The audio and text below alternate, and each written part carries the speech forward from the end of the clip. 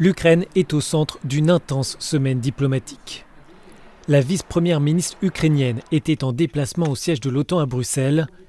Elle a voulu rappeler aux Occidentaux les enjeux autour de son pays, alors que les Européens et les Ukrainiens ne sont pas à la table des discussions à Genève entre les États-Unis et la Russie. Il n'y aura rien sur l'Ukraine sans l'Ukraine. Nous devons tous comprendre que les demandes russes aux alliés ne peuvent pas servir de position de négociation. Un agresseur n'est pas en position de poser ses conditions tant que les chars russes n'auront pas quitté la frontière avec l'Ukraine. Le secrétaire général de l'OTAN suit avec attention les mouvements de troupes russes à proximité de l'Ukraine. Jens Stoltenberg dit se préparer à tous les scénarios. Il accueillera mercredi un conseil entre l'Alliance et la Russie dans le but d'empêcher un nouveau conflit armé en Europe.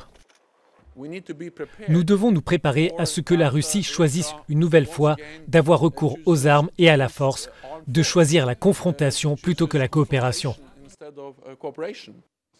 Kiev souhaite devenir membre de l'OTAN, mais Moscou veut empêcher par tous les moyens une telle adhésion qui, pour le moment, semble inenvisageable. Il n'y a pas à l'heure actuelle de raison technique qui empêcherait l'Ukraine de devenir membre de l'OTAN. Ses forces armées sont modernes et les forces militaires ukrainiennes adoptent de plus en plus les standards de l'OTAN. Techniquement, il y a peu de raisons d'empêcher une adhésion de l'Ukraine à l'Alliance Atlantique. Le problème aujourd'hui est politique. L'OTAN est divisée sur la question et tant que le monde politique sera divisé, j'ai peur que l'Ukraine reste dans la salle d'attente. Dans l'expectative et hors des négociations, l'Ukraine cherche donc à faire entendre sa voix et ses intérêts, car son avenir se décide actuellement à Genève entre les États-Unis et la Russie.